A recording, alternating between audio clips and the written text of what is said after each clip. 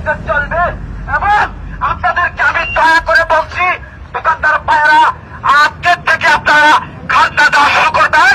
এখন এই মুহূর্তে আমার লোকজন খাজনা উঠাবে, কেউ বাধা সৃষ্টি করলে তাকে প্রতিহত করবো, তাকে তার অনেক দোষারোপ দিতে হবে। তাই সকলকে অনুরোধ করে বলছি, আপনারা কেউ এই কাজে এসে পাঠাচ্ছেন না, আমাদের কাজ আমাদেরকে করতে দেন। আপনাদেরকে অনেক ধন্যবাদ। আমার জানাশোনার জন্য এবং আপনারা কোনো ভয় পাবেন